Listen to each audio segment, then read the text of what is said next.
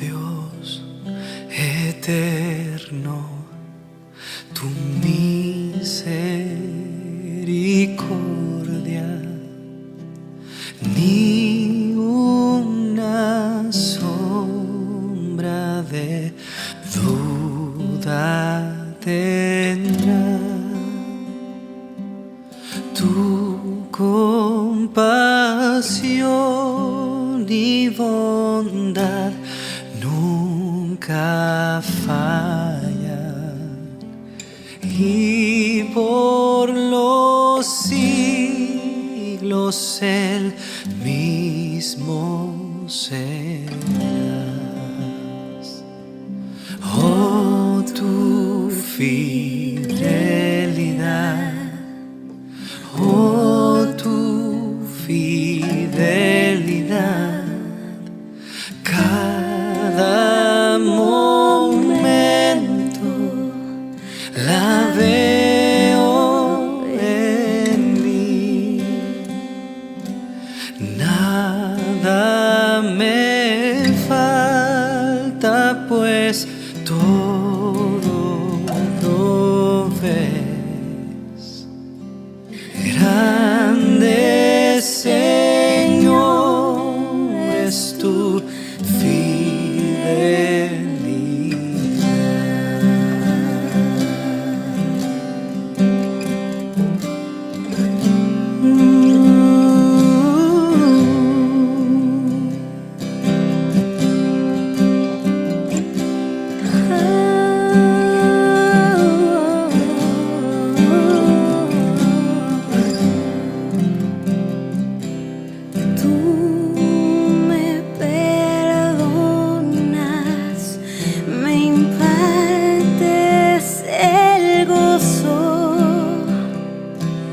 Tierno me guías por sendas de paz.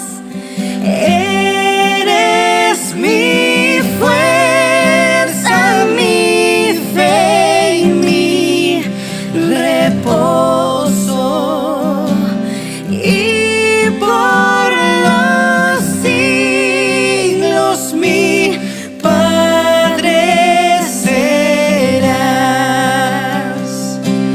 Oh, tu fidelidad, oh, tu fidelidad, cada momento la veo en mí. Nada me falta, pues todo provees. Grande, Señor, es tu fidelidad.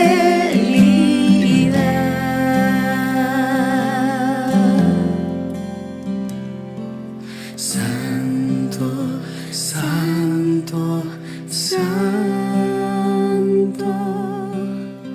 Dios omnipotente, canto de mañana, tu excelsa majestad.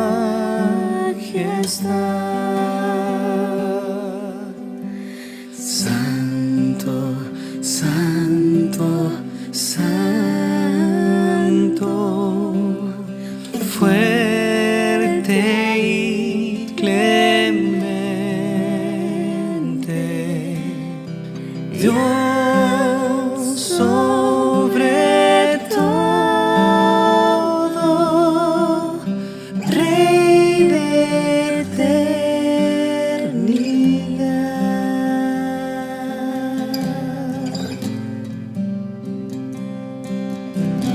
Santo, santo, Nada me falta, santo, santo, pues todo santo, provees.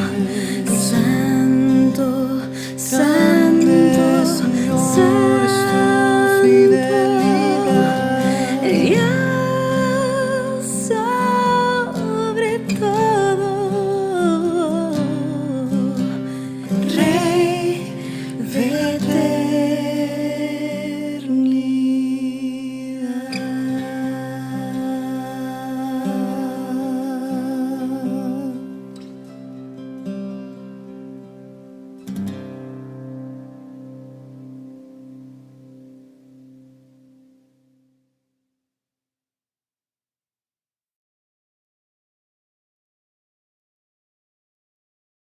Feliz sábado, queridos hermanos. Es un gusto poder estar con ustedes en este sábado compartiendo la palabra de Dios. En primer lugar, quiero agradecer a todos los que se han conectado, que nos están siguiendo a través de la transmisión por nuestro canal de YouTube. No solo a las personas que son de las provincias de Cuyo, sino también a todas las personas que tal vez nos están mirando desde otra provincia del país o tal vez desde el exterior. Queremos darles una bienvenida a cada una de ustedes, desear que puedan sentirse a gusto y por sobre todas las cosas desear que el Señor pueda hablar hoy a tu corazón. Queremos también agradecer a Dios porque ya estamos entrando en un nuevo mes, estamos comenzando a transitar el mes de julio, ya comienzan un poco los fríos, comienza a sentirse un poco más el invierno, pero lo bueno es que como hijos de Dios siempre sabemos que tenemos el calor de nuestro sol de justicia, de nuestro Jesús en nuestra vida y en nuestro corazón. Y hoy quiero compartir con ustedes un tema que tiene que ver un poco con nuestra identidad, con nuestra razón de ser y también un poco cómo estamos espiritualmente. Cuando hablamos de evangelismo, hemos dicho varias veces que la palabra evangelio significa buena noticia, por lo tanto evangelismo es el arte de poder comunicar esas buenas noticias a las personas que están a nuestro alrededor. Pero cuando miramos el entorno nos damos cuenta que tal vez no estamos creciendo de la manera en que podríamos o que deberíamos. Y tal vez si interpretamos o leemos algunos pasajes de la Biblia nos vamos a dar cuenta por qué estamos en la situación que mencionamos, ¿no? Yo te invito a que abras tu Biblia en el último libro de la Biblia, en el libro de Apocalipsis. Apocalipsis es un libro que a veces da temor, Apocalipsis es un libro que para algunas personas que no entienden o que no conocen o que se han dejado llevar por algunos engaños, entienden que Apocalipsis es un libro de desastres, es un libro de terror. Otros vinculan la palabra Apocalipsis solamente con desastres naturales, otros presentan el Apocalipsis ya con una idea totalmente diferente y muy desviada de lo que dice la palabra de Dios, pero se habla del apocalipsis zombie.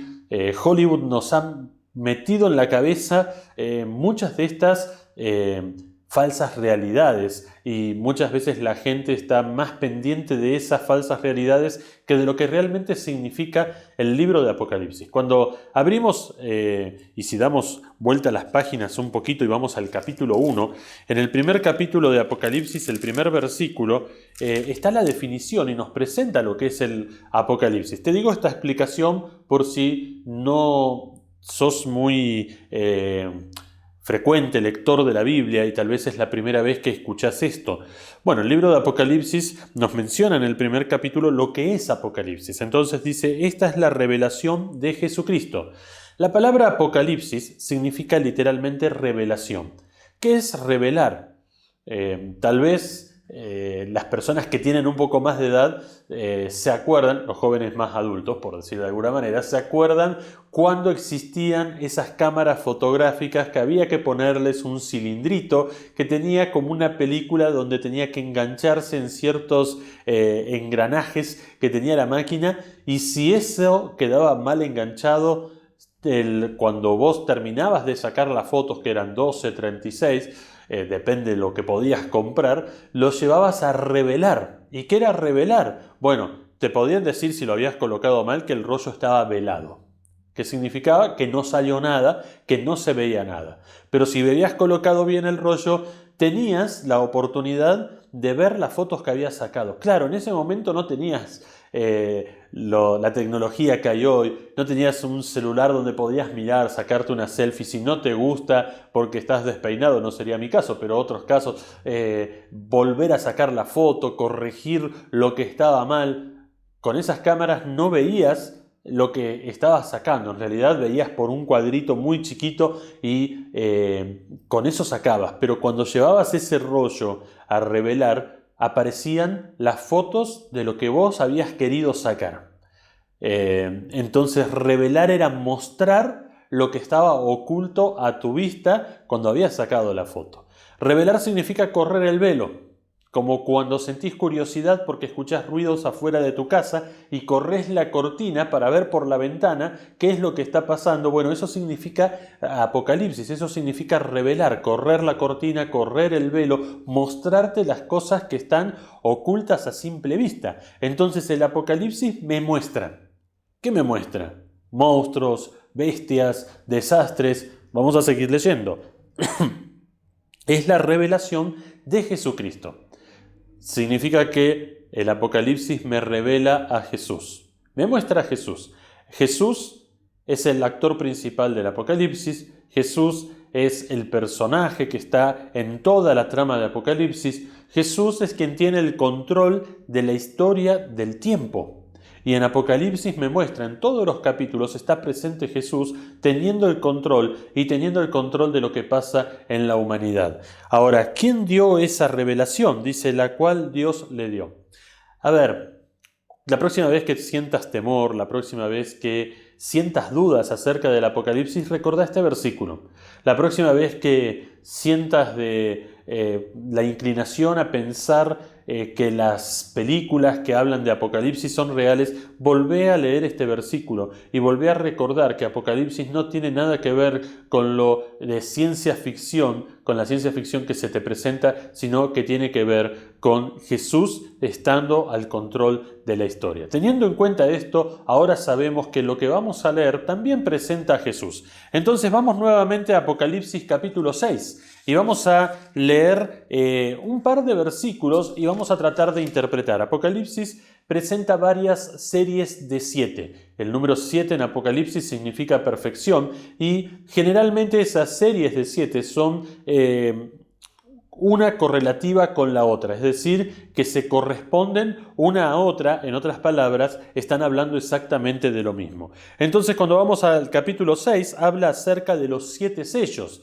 que es correlativo, por ejemplo, cuando vamos a los primeros capítulos, a las 7 iglesias. Es decir, el periodo de tiempo que abarca los 7 sellos es exactamente igual al periodo de tiempo que abarcan las 7 iglesias, que son periodos históricos, pero también periodos proféticos. En otras palabras, hay un mensaje, profecía significa mensaje, un mensaje de Dios para algo que existió históricamente, pero también un mensaje de Dios para la iglesia de Dios en el futuro, es decir, después que había pasado esto históricamente. Espero que se esté entendiendo, ¿no? Vamos al versículo 1 y 2. Dice, mientras miraba, el Cordero rompió el primero de los 7 sellos que había en el rollo, serie de 7 sellos. ¿Quién es el Cordero? Hablamos de que el Apocalipsis revela a Jesús. El Cordero en la profecía es aquel que fue sacrificado por cada uno de nosotros. Cuando leemos Juan 3:16, cuando leemos Juan 1:29, encontramos que quien se sacrificó por nosotros fue Jesús. Juan dice, mirad, de tal manera amó Dios al mundo que ha dado a su Hijo para que todo aquel que en él crea no se pierda, mas tenga vida eterna, es decir, Dios entrega a su Hijo para que se sacrifique. Y Juan 1:29 dice: "He aquí el Cordero de Dios que quita el pecado del mundo". La Biblia se encarga de interpretar a la Biblia. El Apocalipsis se interpreta a través de la Biblia, y la Biblia me muestra que el Cordero es Jesús. Es decir, quien abre el sello, el primero de los 7 sellos, es Jesús. Dice: "Y entonces oí uno de los 4 seres vivientes que decía con gran voz: ven". Levanté la vista, versículo 2, y vi que había un caballo blanco y su jinete llevaba un arco, y se le colocó una corona sobre la cabeza y salió cabalgando para ganar muchas batallas y para obtener las victorias. Acá vemos una escena simbólica. El Apocalipsis, el libro de Apocalipsis y el libro de Daniel están escritos en forma simbólica. Son simbolismos que tienen un mensaje especial para la iglesia. Este primer sello, que es roto o abierto por el Cordero, presenta el inicio de los 4 jinetes del Apocalipsis, y dentro de esos 4 jinetes está el caballo blanco. Cuando comenzamos a sacar por partes, vemos en primer lugar el caballo blanco. Blanco, pureza. Equivale a pureza. Todavía hoy el blanco equivale a pureza, las novias se casan de blanco porque equivale a la pureza que entrega en ese momento en el matrimonio, en la mayoría de los casos. Y el blanco denota que en este periodo de tiempo, porque cada sello es un periodo de tiempo, que dijimos hace un rato corresponde al de una de las 7 iglesias, en este tiempo la iglesia se iba a destacar por su pureza espiritual. Ahora, el caballo blanco también mostraba jerarquía y mostraba el elemento que utilizaban los reyes para entrar a la ciudad luego de una victoria.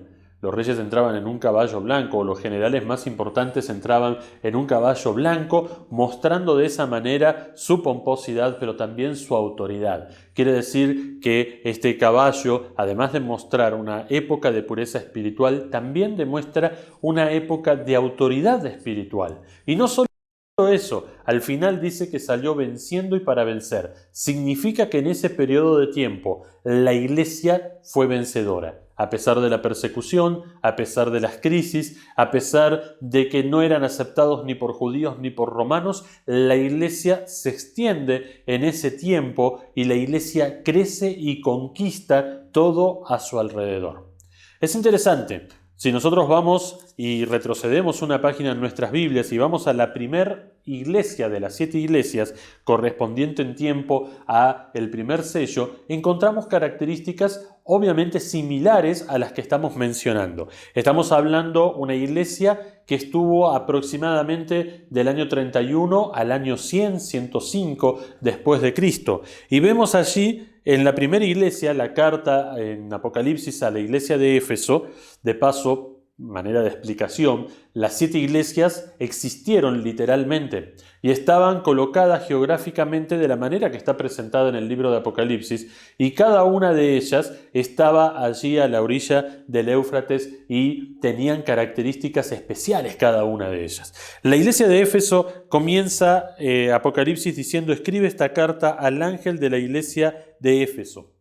La palabra ángel en Apocalipsis, en la profecía, puede significar un ángel literalmente, pero también se aplica a un mensajero o al encargado de la iglesia, sea un sacerdote o un pastor. Este es el mensaje de aquel que tiene las 7 estrellas en la mano derecha, del que camina en medio de los 7 candelabros de oro, es decir, está hablando de Jesús. Jesús nuevamente en el medio del relato de las 7 iglesias. Cada una de las 7 iglesias, el mensaje es enviado por Jesús a una iglesia que está viviendo en un periodo de tiempo, en una época histórica. Esta iglesia, si bien existió literalmente, hay un mensaje para la iglesia literal, pero hay un mensaje también para el periodo histórico profético del año 31 al año 100. Eso es lo que abarca esta iglesia. Y comienza: yo sé todo lo que haces, he visto tu arduo trabajo, he visto tu paciencia con perseverancia, sé que no toleras a la gente malvada, has puesto a prueba las pretensiones de esos que dicen ser apóstoles, pero no lo son, y has descubierto que son mentirosos.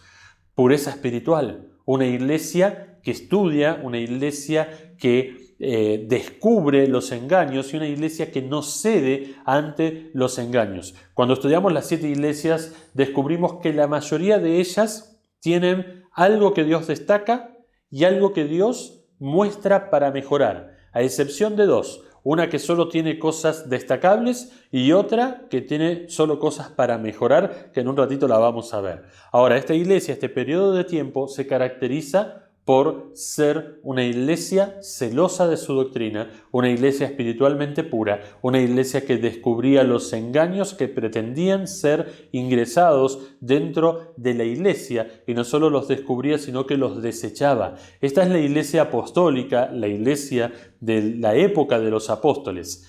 Pero cuando Dios le dice algo que mejorar, le recuerda que está dejando su primer amor y que es necesario volver a sus primeras obras para poder ser lo que la iglesia era antes.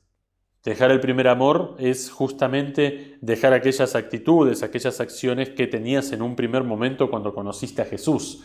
La iglesia, con el correr de los tiempos y con el momento en que los discípulos iban muriendo y iba perdiendo protagonismo el liderazgo de ellos porque ya no estaban, comienza gradualmente y lentamente a menguar ese primer amor y comienza a estacionarse y comienza a estar más cómoda y comienzan también a suceder diferentes cosas que están en los diferentes mensajes de las iglesias.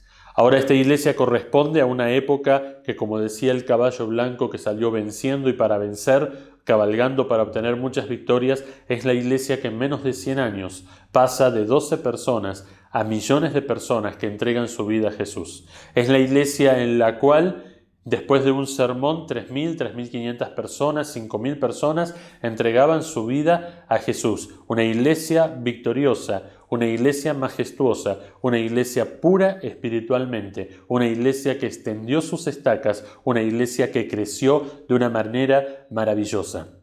Ahora, vamos a la última iglesia. Vamos a la iglesia de la Odisea, allí en el capítulo 3 del libro de Apocalipsis. Porque cuando avanzamos en el tiempo llegamos a la última iglesia, la iglesia que corresponde al tiempo del fin, la iglesia que inició en el año 1798 y que todavía está presente en la época histórica profética de esa iglesia. En otras palabras, la iglesia actual, la iglesia de hoy, tu iglesia, mi iglesia. Vamos a ver algunas de las cosas que Dios le dice a esta iglesia.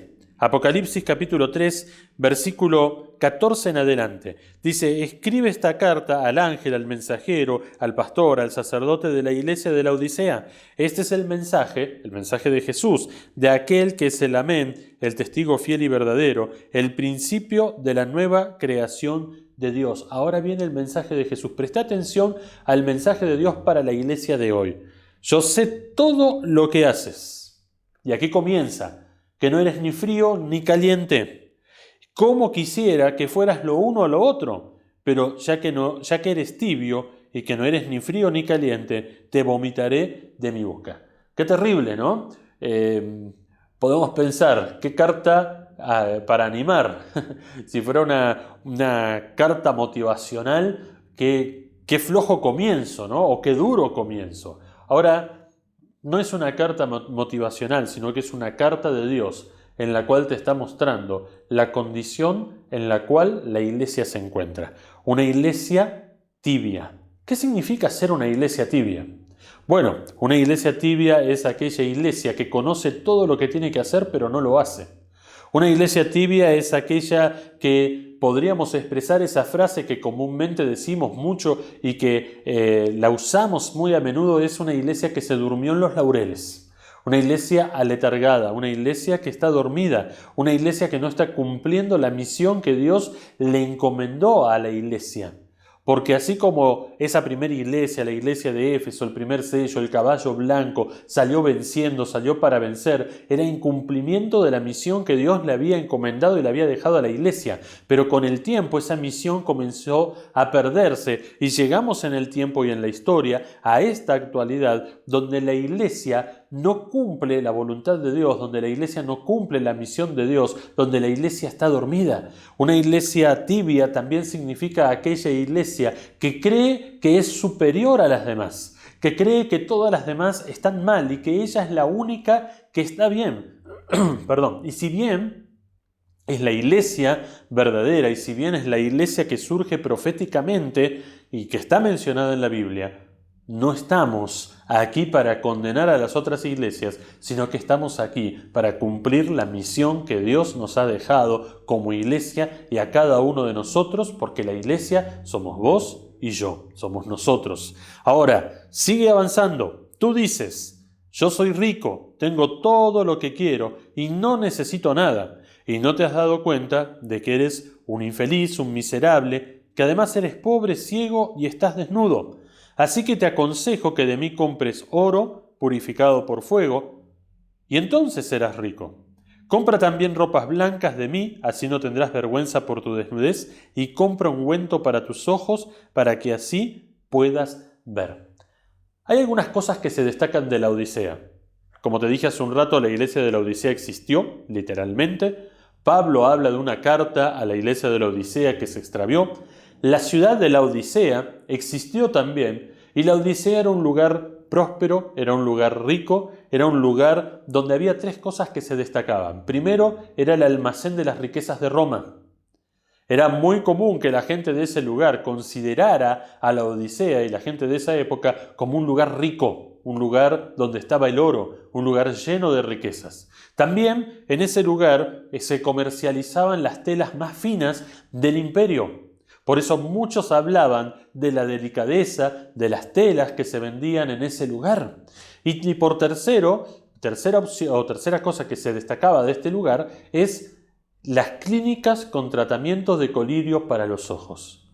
Llama la atención que justamente Dios menciona estas tres cosas que aparentaban o que eran el orgullo de la Odisea para mostrarle a la iglesia que carece de todo eso.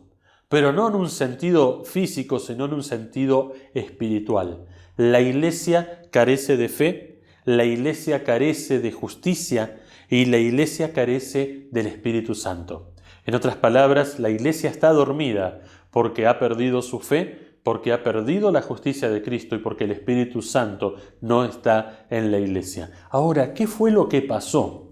¿O qué fue lo que se perdió desde esa primera iglesia de Éfeso hasta esta última? ¿Qué fue lo que pasó? Que esa otra iglesia era casi todo para destacar y en esta última son todos reproches. ¿Qué habrá pasado en el camino que se perdió todo esto? Y para comprender qué fue lo que se perdió, vamos a ir al libro de Hechos. Hechos de los Apóstoles nos presenta a esa iglesia, la iglesia cristiana primitiva, la iglesia apostólica, nos presenta en sociedad. Pero no solo nos presenta en sociedad, sino que también nos muestra algunas de las características que tenía esta iglesia. Y vemos allí en el capítulo 2 del libro de Hechos, vemos después que los apóstoles reciben el Espíritu Santo a Pedro predicando. Sí, Pedro, este pescador tosco que no sabía hablar, Pedro el que hablaba y después pensaba, Pedro el que metía la pata a cada rato, ese Pedro ahora tocado por el Espíritu Santo predica uno de los sermones más importantes de la era apostólica. Y el versículo 40 dice, entonces Pedro siguió predicando por un largo rato. Y les rogaba con insistencia a todos sus oyentes, sálvense de esta generación perversa. Los que creyeron lo que Pedro dijo fueron bautizados y sumados a la iglesia ese mismo día como 3.000 personas. ¿Te imaginas? Pedro predica, 3.000 personas deciden entregar su vida a Jesús. ¿Será que esto es imposible para nuestras iglesias hoy?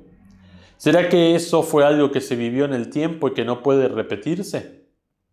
¿Por qué no se podría repetir? ¿Por qué no pensar que al igual que esa iglesia, nosotros también podemos transformarnos en una iglesia vencedora? Salir del letargo, salir del sueño, salir del lugar donde estamos y transformarnos en una iglesia que sea vencedora para Dios, en una iglesia que se extienda, en una iglesia que lleve esperanza a tantas personas que están muriendo. Y así como decía Pedro, sálvense de esta generación perversa, a tantas personas que están en medio de una generación que está en oscuridad y que el Señor nos manda a llevar luz, salvar a esas personas. ¿Por qué es tan loco pensar que 3.000 personas pueden ser bautizadas un sábado después de una predicación? Pero quiero que avancemos un versículo más. Dice, todos los creyentes, el versículo 42, se dedicaban a lo siguiente. Y aquí hay 4 puntos que eran los vitales o los que mantenían a la iglesia en esta condición de iglesia victoriosa, de iglesia militante, de una iglesia que avanzaba. Fíjense lo que eran. Todos los creyentes se dedicaban a, primero, la comunión fraternal. Es decir, estaban unidos unos con otros. Se dedicaban a guardar las enseñanzas de los apóstoles. La iglesia era conocida por guardar lo que dice la palabra de Dios. No eran opiniones personales, por eso se habla y se menciona que probaban a aquellos que traían sus pensamientos propios y particulares y eran desechados esos pensamientos porque no correspondían a la palabra de Dios. ¿No será que nosotros estamos perdiendo mucho tiempo en discutir pensamientos que no están de acuerdo a la palabra de Dios o que no están en la palabra de Dios? La iglesia cristiana primitiva basaba sus enseñanzas, basaba sus predicaciones en la palabra de Dios. Hace un tiempo atrás la iglesia era conocida como el pueblo del libro. Hoy difícilmente se ve a una persona con la Biblia en la mano. Hemos sucumbido al miedo, a que nos carguen, a que nos digan algo por la calle y tenemos miedo tal vez hasta de estar con la Biblia en la mano. Como decía hace un rato, perseveraban en la comunión, estaban unidos uno con otro. Aunque tenían diferentes formas de pensar, aunque tenían diferentes pensamientos, estaban unidos en Jesús. Y la iglesia puede ser una iglesia intergeneracional, puede ser una iglesia con personas de diferentes lugares del mundo, puede ser una iglesia con personas que piensen diferentes, pero la realidad es que no debemos unificarnos o ser uniformados, sino que debemos estar unidos en Jesús. Cuanto más cerca de Jesús, más unidos vamos a estar. Tercero, dice que también participaban unos junto a otros en el partimiento del pan o en repartir la comida. La iglesia era una iglesia que además de tener un mensaje de salvación, el mensaje de Dios, también tenía un mensaje social. Ayudaba a las demás personas. Cumplía el método de Jesús. Ese método, esa frase que tantas veces hemos escuchado. Jesús se acercaba a las personas como quien desea hacerles el bien. Jesús atendía sus necesidades, se ganaba su confianza y entonces después les decía, ven, sígueme. La iglesia tiene que ser conocida en la comunidad.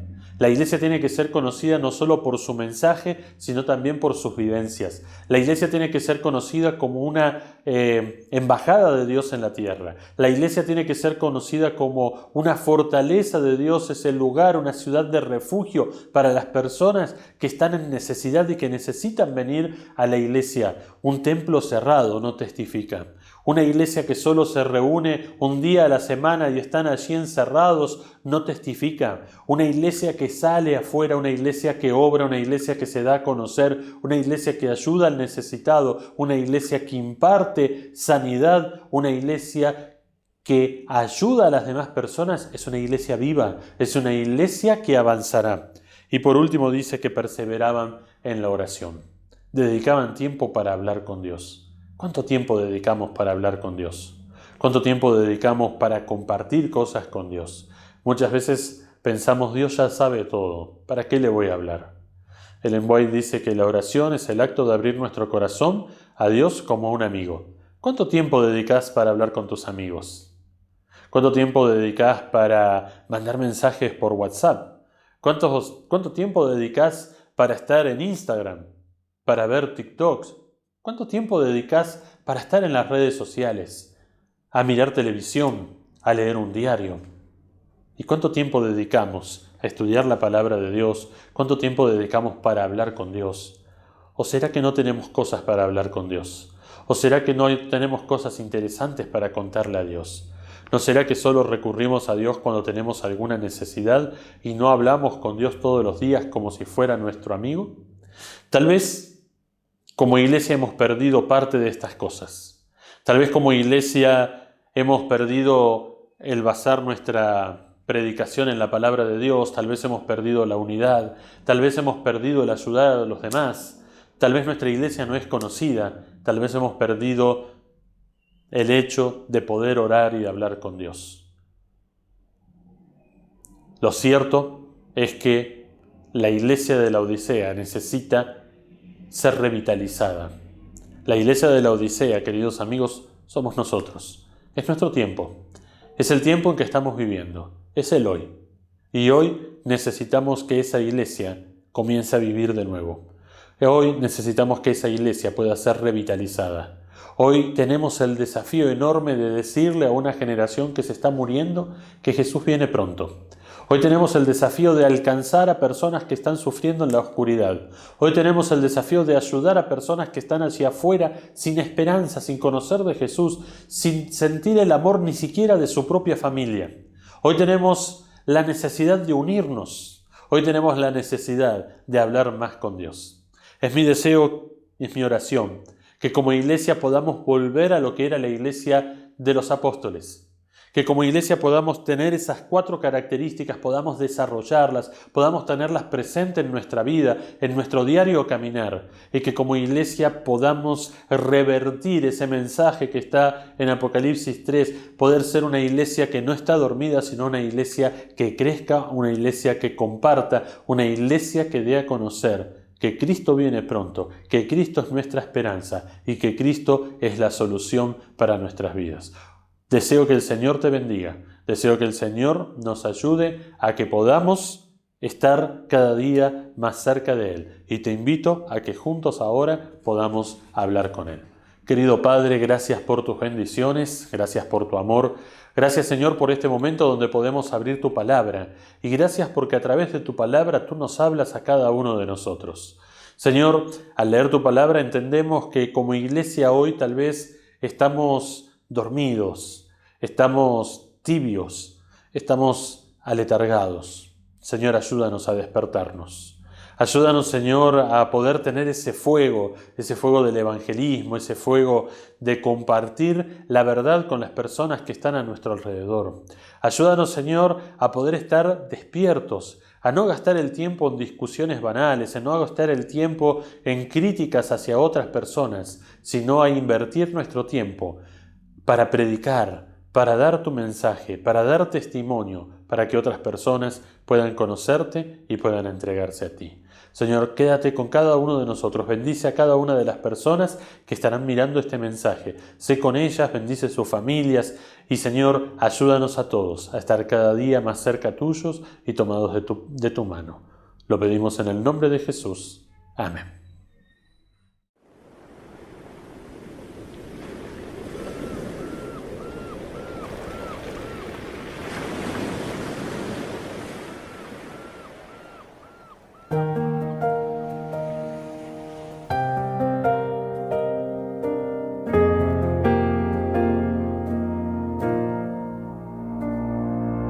Algo sentí al mirar, al verle caminar. En ese hombre yo vi algo especial. Todos hablaban de él, que era la salvación. Y desde el cielo a nosotros llegó. Con todas mis fuerzas llegué hasta el templo y me encontré con Jesús. Miró a mis ojos, me dijo ve y anda, y pronto el dolor se alejó. Sanado fui, su poder me alcanzó. Siento su gracia y salvo yo soy. No hay más respuestas, el Dios de la creación, el gran milagro hizo en mí, que mi historia se sepa en todo lugar.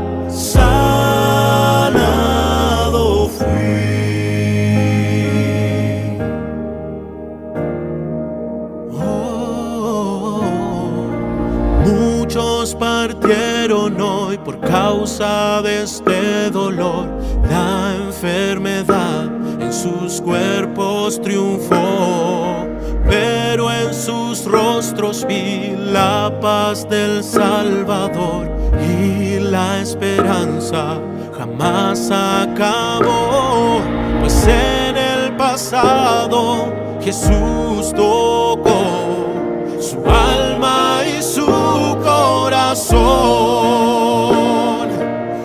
Esta es la historia que recordaremos, de fe, esperanza y amor. Y sanado fui, su poder me alcanzó, siento su gracia y salvo yo soy. No hay más respuestas, el Dios de la creación, el gran milagro hizo en mí, que mi historia se sepa en todo lugar.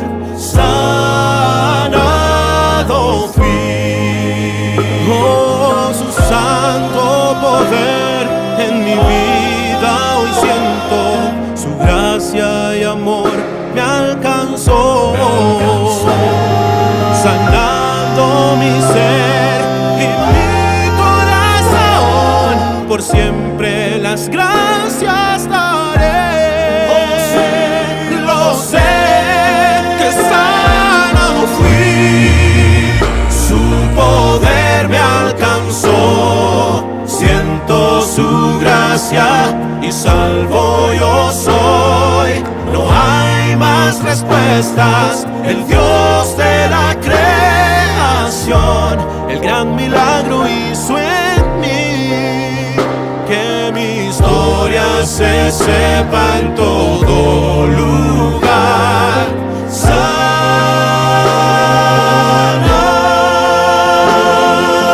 fui, que mi historia se sepa en todo lugar. Él me sanó.